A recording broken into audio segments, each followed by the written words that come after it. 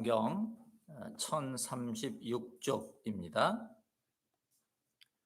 이사야서 55장 6절부터 13절 말씀 우리 한 목소리로 읽겠습니다. 시작.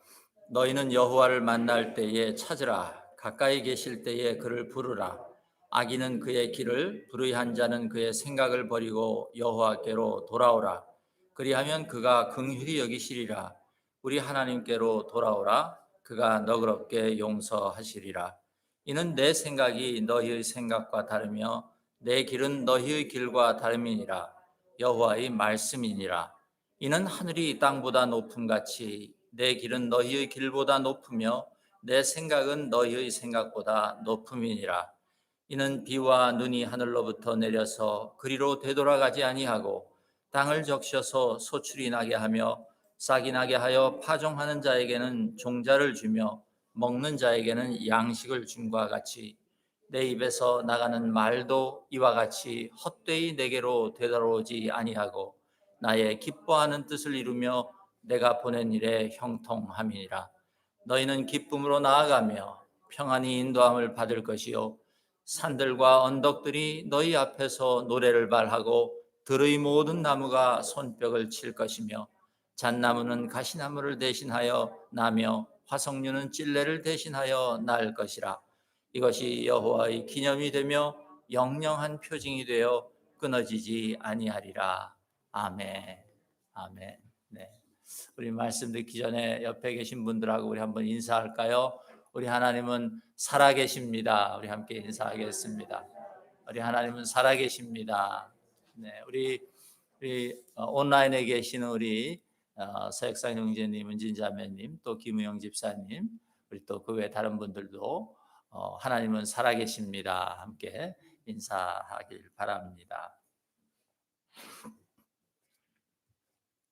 제가 오늘 말씀의 제목을 비가 내리는 이유 이렇게 정해놓고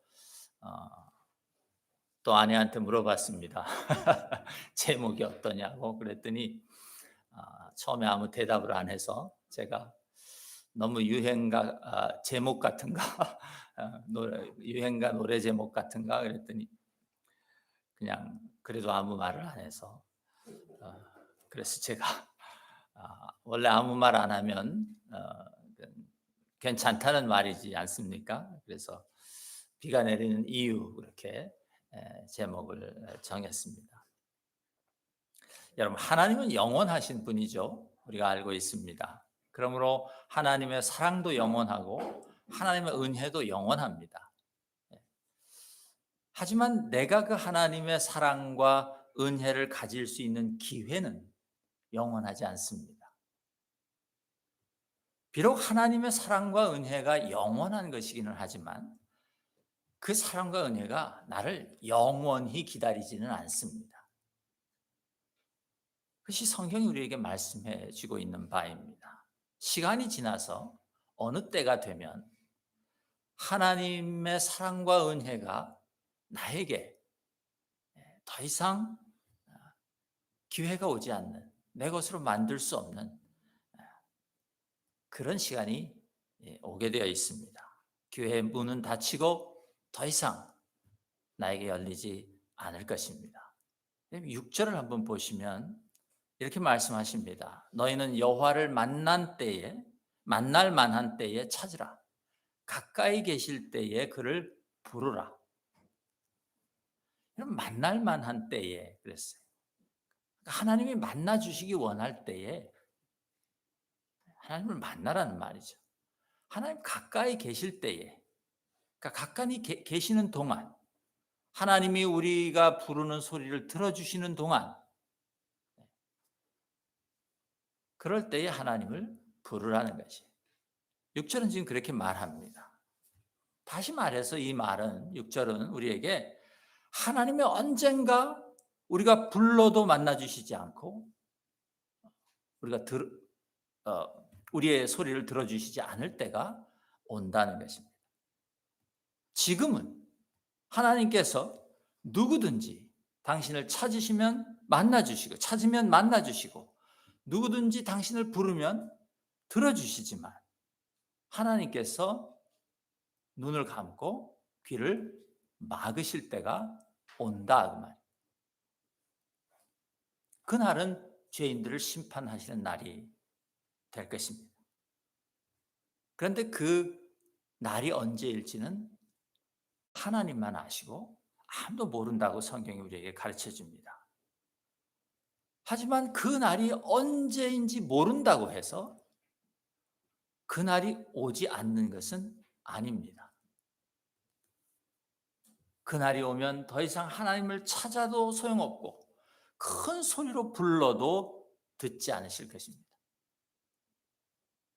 하나님 심판의 시간이 오면 하나님을 찾고 부르는 회개도 너무 늦은 일이 되어 버릴 것이다 그 말이에요. 그때는 후회해도 소용없고, 그러므로 지금 우리가 예배드리고 있고 우리가 살고 있는 바로 이 지금이 우리가 하나님을 찾고 하나님을 불러야 하는 시간이라고 믿습니다. 지금이야말로 하나님께서 우리를 만나주시기 원하는 시간이고 우리가 부르면 들어주시는 시간이라는 말입니다. 저는 오늘 이 예배가 우리 모두에게 그런 시간이 되기를 축복합니다. 사실 이 6절은요, 읽지는 않았습니다만 55장 1절부터 3절 혹은 1절부터 5절에서 말씀하신 모든 사람을 향한 하나님의 초대, 그것을 다시 한번 해주고 있고 강조해주고 있는 그런 구절입니다. 여러분 읽지는 않았지만 1절을 한번 보시면요, 오라는 단어가 4번이나 우리 성경에는 등장합니다. 너희 모든 목마른 자들아 물로 나오라. 돈 없는 자도 오라. 너희는 와서 사 먹되 돈 없이 값 없이 와서 포도주와 젖을 사라. 하나님은 우리가 당신에게 나오기를 이토록 간절히 기다리신다는 말이에요. 그 기다리시면서 지금 하나님께서는 모든 사람을 초대하고 계세요. 너희 모든 목마른 자들과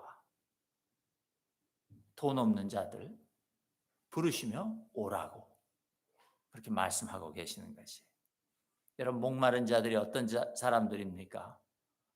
여러분 오랫동안 목이 말라 보신 적이 있으십니까? 그런데 물은 한 모금도 찾을 수 없고 우리는 아마 인생에서 그런 경험을 별로 해보지 못했을 것 같은데요. 광야를 걷고 있는 그런 사람, 오아시스를 향해서 걸으면서 물이 없는데 그 광야를 걷고 있는 사람을 생각해 보면 이해가 갈 것 같아요. 갈증이 나서 목이 바짝바짝 타들어가는데 물 한 모금이 없는 것이, 여러분 혹시 지금 그렇게 목이 타들어가고 갈증이 심해서 물 한 모금이 필요한 그런 상황에 계십니까? 하나님은 오늘 오라고 불러주고 계십니다. 여러분 돈 없는 자는 어떤 사람이에요? 말 그대로 가난한 사람입니다. 본문에 나오는 이 포도주와 우유는요, 지금 우리한테 우리가 포도주와 우유를 대할 때 느끼는 그런 그 가치를 생각하면 이 말씀을 이해하지 못합니다. 지금 우리는 포도주와 우유는 마시지 않아도 되죠. 기호식품입니다. 그런데 고대 이스라엘의 삶에서 포도주와 우유는 기호식품이 아닙니다. 필수 식품이죠. 필수적인 양식이에요. 그러므로 하나님께서 지금 여기서 언급하신 돈 없는 자는 그 필수적인 양식도 구하고 얻을 수 없는, 가서 살 수 없는 그런 가난한 자. 좀 격하게 표현하면 굶어 죽게 생긴 자예요. 그러므로 지금 여러분 마실 물이 없는 자, 가난한 자, 이것은 같은 처지에 있는 사람입니다. 죽게 생긴 사람이에요. 여러분 우린 지금 미국을 비롯해서 모든 나라가 지금 전 세계가 코비드-19이라는 그 전대미문의 재난을 겪고 있습니다. 지금 우리 모두가 이 바이러스를 퇴치하는 데에 온 정신이 지금 집중되어 있지만 앞으로 다가올 시간들 속에서 수많은 사람들의 삶이 어떻게 될지 우리는 모릅니다. 바이러스가 치료돼도, 바이러스를 치료하는 치료약이 개발돼도, 그래서 바이러스가 사라져도 그 후에 남을 경제적인 후유증, 영적인 후유증, 그런 것들이 어떤 것들이 우리 앞에 놓여 있는지, 이 세상에서 가장 머리 좋은 사람들도 계산해내지 못합니다. 알 수 없어요. 대책이 없는 것이에요. 여러분, 비근한 예로 지금 렌트비를 그동안 고용이 안 되니까 렌트비를 미루어 주는 그런 법안이 생겨나서 그동안 쫓겨나지 않고 많은 사람들이 살고 있었는데, 이제 그 렌트비를 미루어 주는 법안이 시효가 만료되었음에도 불구하고 많은 주에서 다른 대책이 없습니다. 쫓겨날 것이에요, 많은 사람들이. 얼마나 많은 사람들이 한 번도 겪어본 적이 없는 이 가난을 경험해야 될지 우리는 알지 못합니다. 그럼에도 불구하고 우리 사회의 주류에서는 투기 바람이 거세게 부는 것이 현실입니다. 부를, 하나님이 이 세상에 허락해 주신 부를 나누어야 한다고 머리로는 아는데 방법을 모를 뿐만 아니라 사실은 나누고 싶지 않은 것입니다. 여러분, 이 목마른 사람과 돈 없는 사람을 똑같은 처지에 놓고 지금 성경이 얘기한다는 것에 대해서 제가 사실은 조금 놀랐습니다. 이 말씀을 묵상하다가. 사실은 조금 섬뜩하고 사실은 조금 끔찍한 일입니다.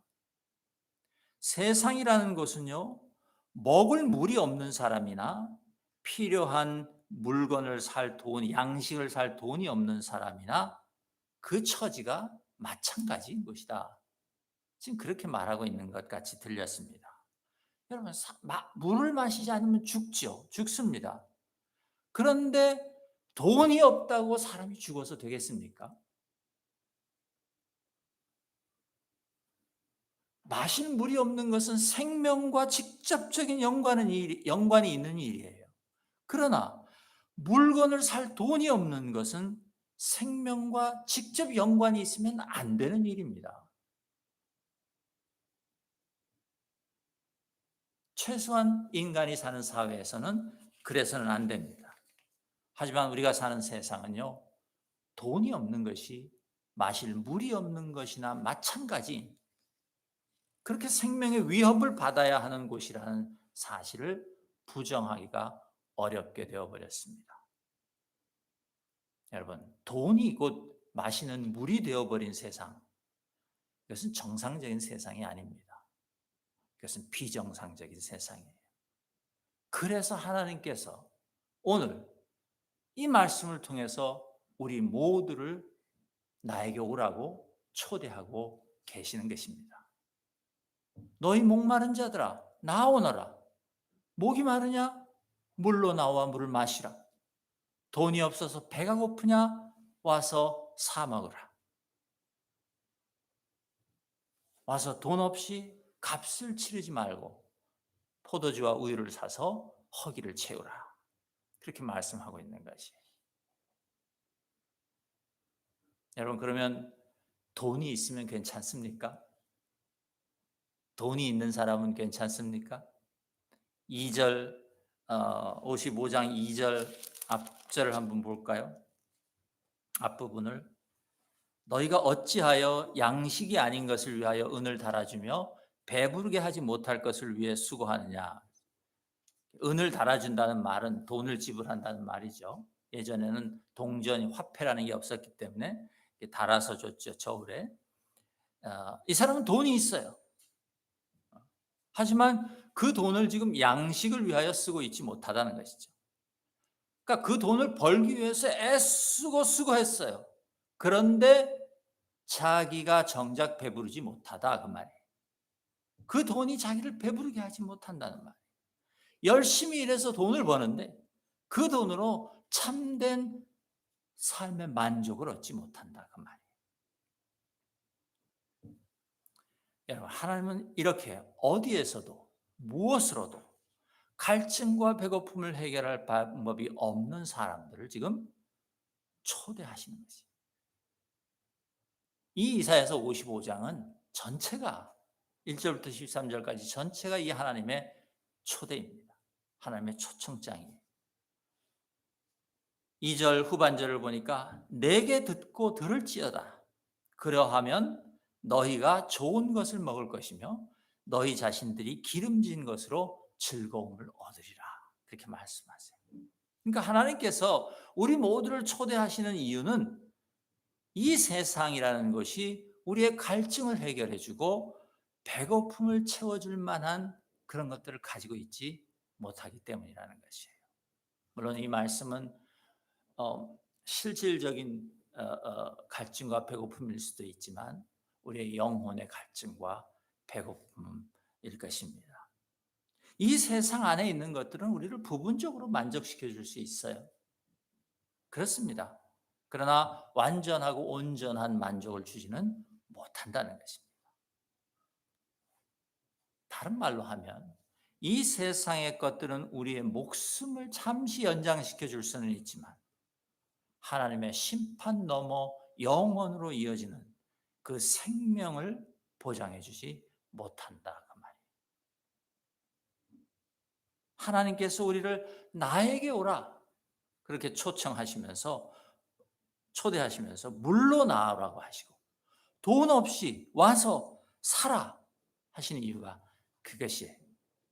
여러분, 물 있는 곳으로 오라고 하셨어요. 물은 원래 돈 내고 사 먹는 것이 아닙니다. 물을 돈 내고 사 먹는 것은 비정상이에요. 여러분, 지금처럼 저도 오늘 아침에 이 페트병에 담긴 물을 한 잔 예배드리기 전에 마셨습니다만 지금처럼 사람들이 돈을 내고 물을 사야 하는 일이 생길 줄은 아마 하나님도 예상하지 못하셨을 거예요. 이 예상하지 못하신 일이에요. 농담입니다, 여러분. 여러분, 물은 생명이기에 그냥 사서 마시는 것이 아니에요. 그러므로 하나님께서 지금 물로 나오라 하신 그 말씀은 생명으로 나오라는 말씀이에요. 누가 생명을 돈 주고 살 수 있어요? 그런데 이 세상은 생명에 필요한 물과 양식, 포도주와 우유를 돈이 없으면 살 수 없는 것으로 만들어 버렸기에 힘들게 일하고 수고해서 돈을 벌어야 겨우 생명을 누릴 수 있는 그런 것으로 만들었기에 하나님께서 나에게 오라고 지금 우리를 초청하시는 것이. 왜냐하면 그런 세상에는 소망이 없기 때문에 그렇습니다. 하나님의 나라는 그런 것이 아니기 때문에 그렇습니다. 하나님의 나라는 생명을 돈으로 살 수 있는 것이 아니에요. 여러분, 돈 없이 살아 이 말은 이율배반적인 말입니다. 돈이 없는데 어떻게 사요? 우리는 하나님께 돈을 달라고 구합니다. 왜냐하면 돈이 있어야 사니까. 근데 하나님께서 뭐라고 그러시냐면 돈 없이 와서 살아. 그렇게 말씀하고 계세요. 세상의 삶에서는 일어날 수 없는 일입니다. 세상에서는 가능한 일이 아니에요. 근데 하나님 나라에서는 자연스러운 일이라는 것이에요.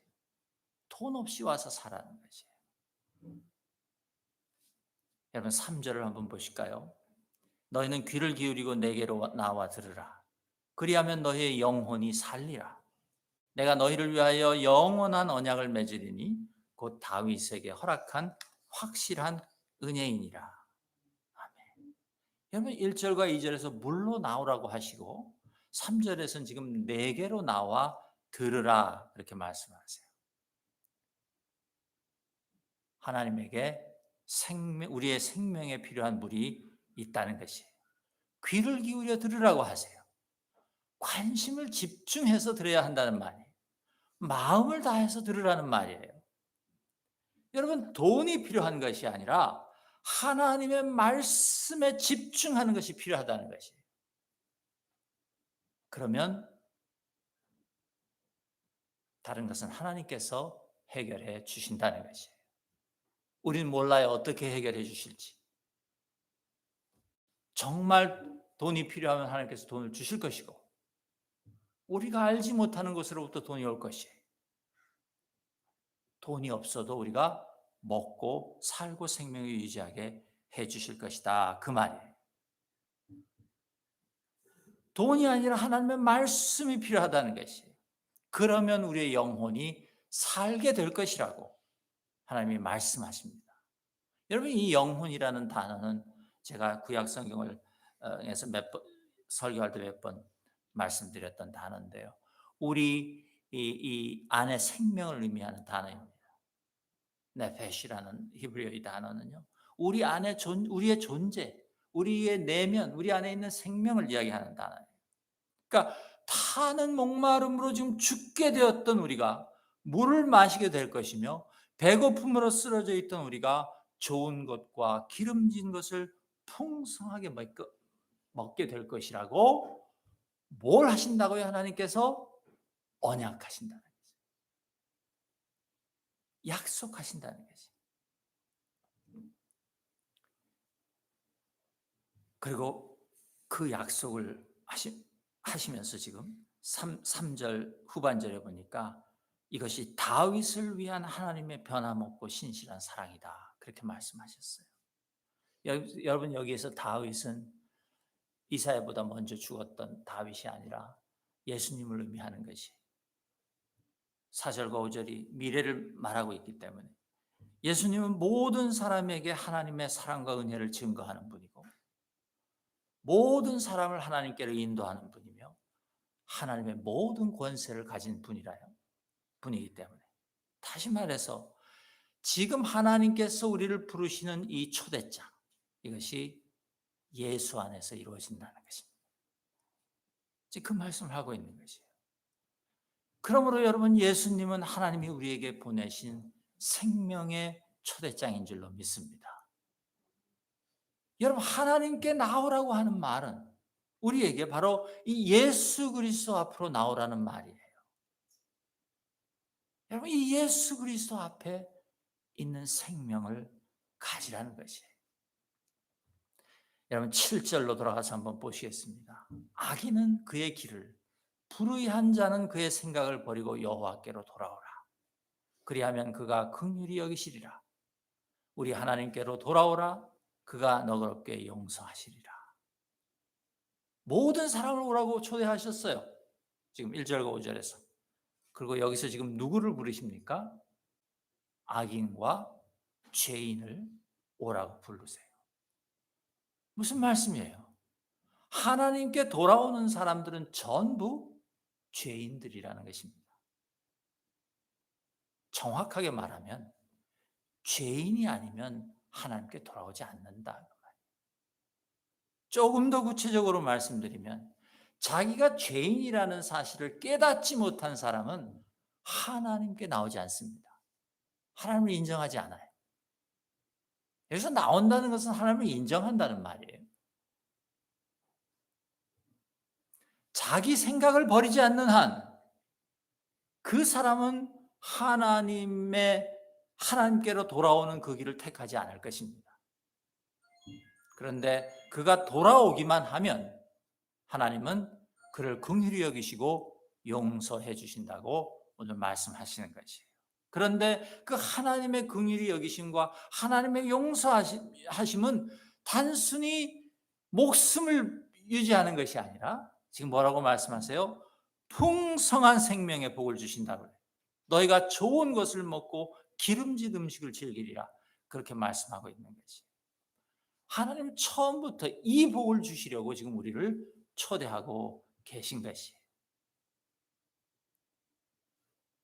그런데 여러분, 이 죄인을 부르셔서 복을 받게 하시는 하나님의 초대는요, 사람의 생각과 사람의 길이 판을 치는 이 세상에서는 기대할 수 없는 일입니다. 기대하시면 큰 코 다치는 일이에요. 여러분, 이 세상에 긍휼이라는 것이 있기는 있습니까?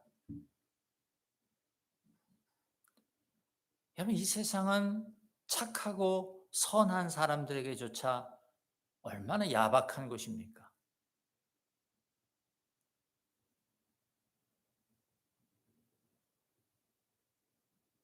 하물며 악한 죄인들에게 돌아올 긍휼이라는 것이 이 세상에 있을까요? 여러분, 이 세상이라고 제가 말했지만 나 자신의 삶만 돌아봐도 그렇습니다.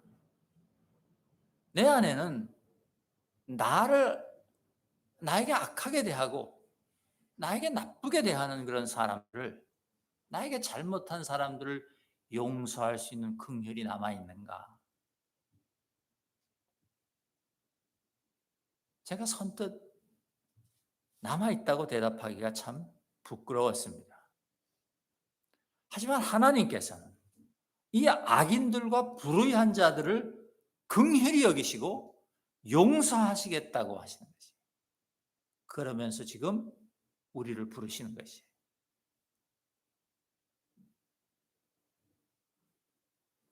하나님은 지금 다른 사람들에게조차 용서받기 힘든 그런 악한 말과 행동을 일삼는 우리들을 긍휼히 여기시겠다는 것이고, 불순종으로 하나님을 모독하는 우리 죄인들을 용서하시겠다는 것이. 오늘 이사야 선지자를 통해서 하나님께서 이 말씀을 우리에게 해주게 계세요. 내가 너희들을 초청하니 나에게로 오라는 것이. 너희 죄인들 나에게 오라는 것이에요. 그리고 하나님께서는 이 일을 하시기 위해서 아무 흠도 없고 아무 죄도 없는 예수 그리스도를 죽게 하셔서 우리 모든 죄인들의 죄의 값을 치르게 하시는 그 구원의 계획을 가지고 계셨던 것이에요. 여러분, 이 예수 그리스도의 십자가는 그래서요, 우리의 생각과 우리의 길을 완전히 초월하는, 세상에서는 기대할 수 없는 그런 새로운 방식의 구원이고 사랑인 것이에요. 그래서 오늘 8절과 9절이 우리에게 그렇게 말씀하시는 것이에요. 이는 내 생각이 너희의 생각과 다르며 내 길은 너희의 길과 다름이니라.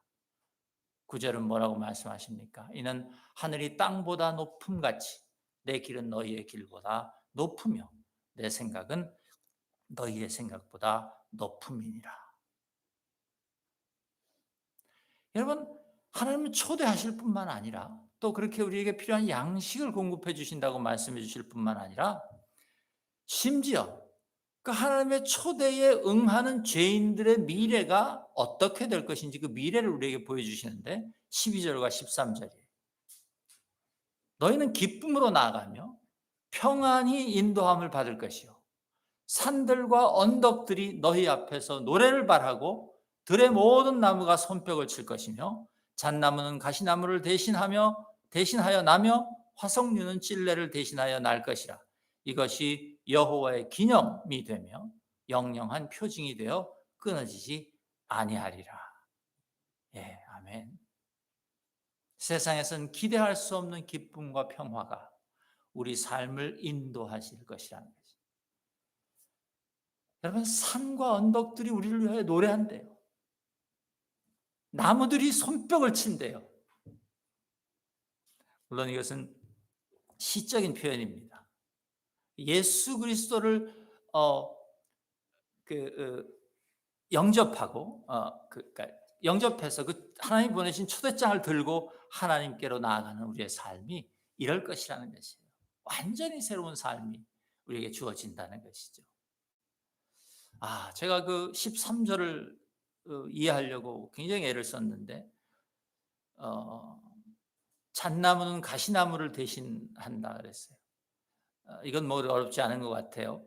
가시나무는 우리 삶에 있는 가시나무들이죠. 우리를 찌르게 하고 찔러서 우리가 피가 나게 하고 상처를 입히던 그런 가시나무들이 잎이 무성한 잣나무 혹은 방백나무, 사이프러스 나무로 바뀐다는 것이죠.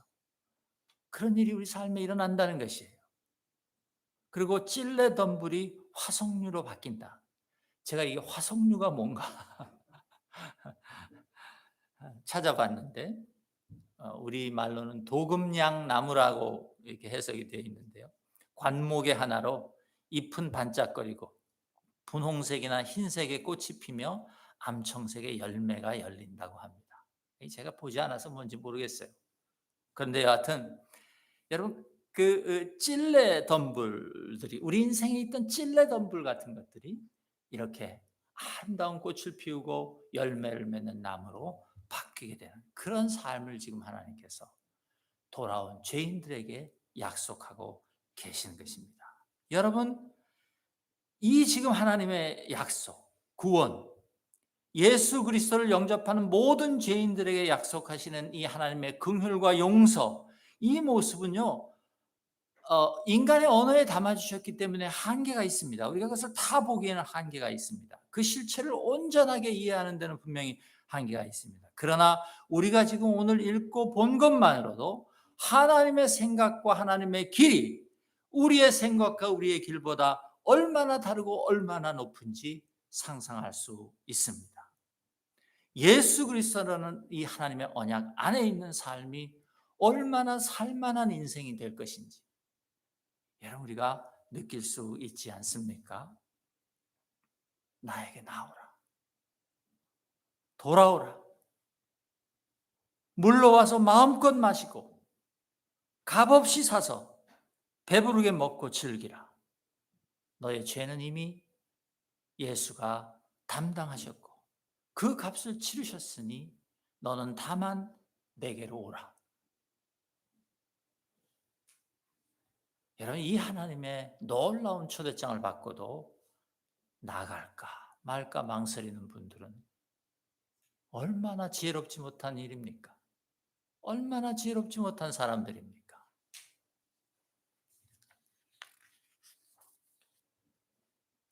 여러분 마지막으로 우리가 죄를 회개하고 하나님의 초대에 응해야 하는 또 한 가지 분명한 이유가 제시되고 있습니다. 10절과 11절인데요.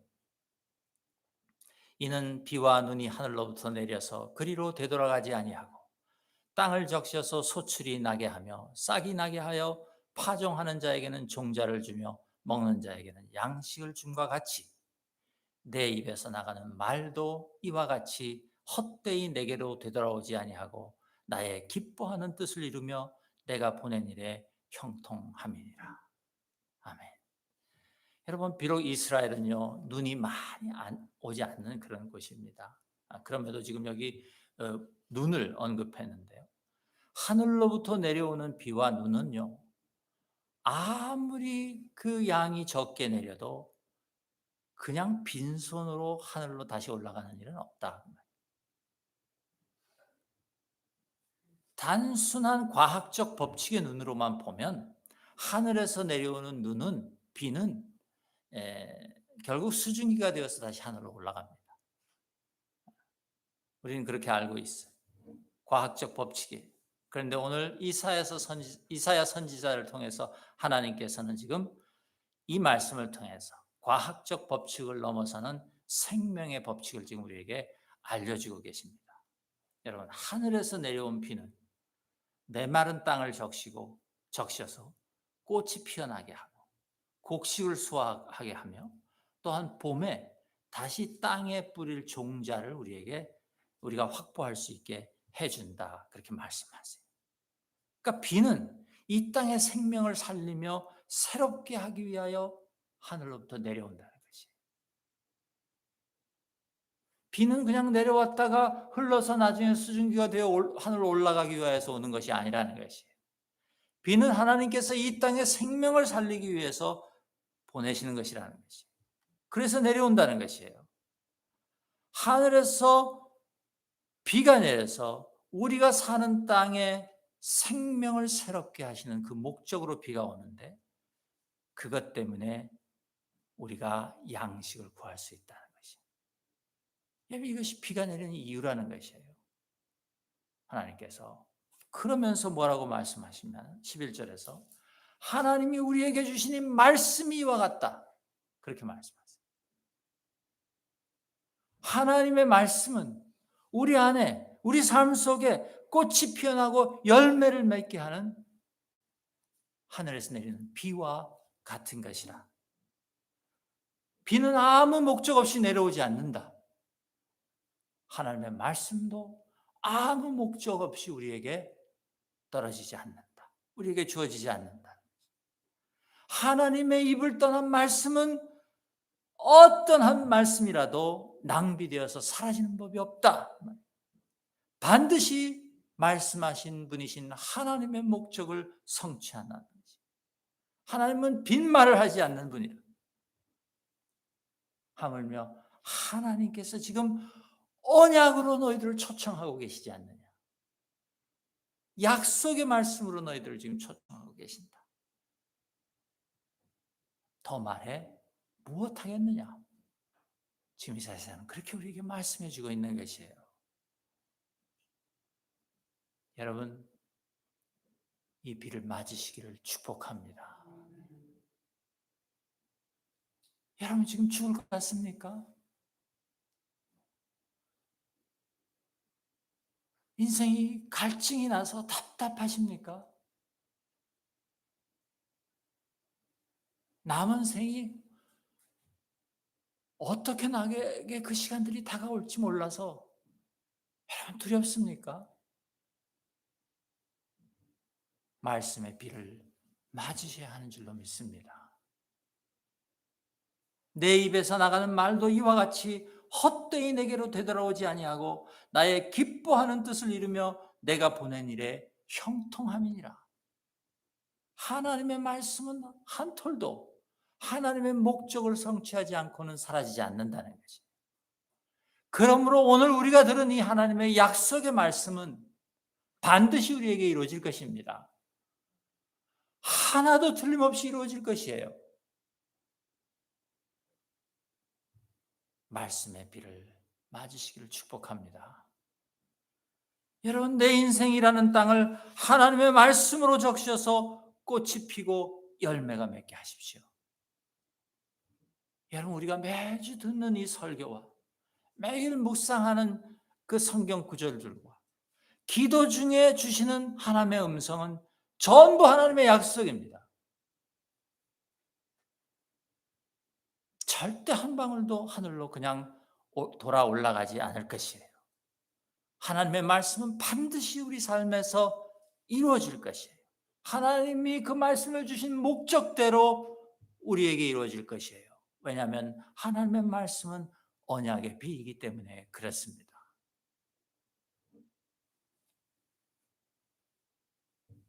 여러분, 제가 경고를 하나 드려야 합니다. 비를 맞으실 때 우산을 쓰고 맞으면 안 됩니다. 이 비는 우산 쓰고 맞으시면 안 돼요. 내 생각이라는 우산을 쓰고 맞으시면 아무 소용없어요. 내가 옳다고 생각하는 길, 인생의 길이라는 그것을 버리지 못하고 그것을 뒤집어 쓰고 이 비를 맞으면 비를 맞는 것이 아니에요. 그것은 그 비를 구경하는 것이에요.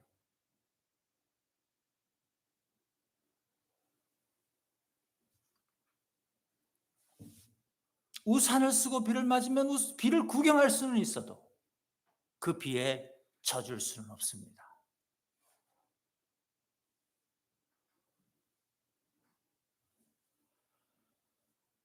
비는 이유 없이 내리지 않는다고 하나님 말씀하십니다. 여러분, 예수 안에 있는 생명의 물로 나오라는 거 하나님의 초대를 기억하십시오. 말씀의 비를 맞으라는 초대입니다.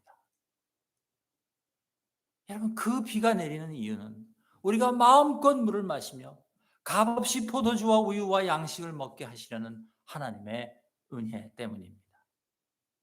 우리에게 당신의 생명을 나누어 주시는 예수님의 사랑 때문입니다. 이 비에 젖어 사시는 여러분 되시기를 주님의 이름으로 축복합니다. 어떤 우산도 쓰지 마시고 하나님이 주시는 그 말씀의 비를 고스란히 맞아 내 안에 갈라지고 메마르고 아무것도 열리지 않는 인생의 땅을 다시 열매가 맺으며 심지어 내년 봄에는 그 땅에 곡식을 심을 수 있는 종자를 얻는 이런 그런 우리의 인생의 땅으로 만드실 수 있게 되기를 주님의 이름으로 축복합니다. 이것이 오늘 이사야서를 통해서 주님 말씀해 주시는 비가 내리는 이유인 줄로 믿습니다. 함께 기도하겠습니다. 하나님 감사합니다.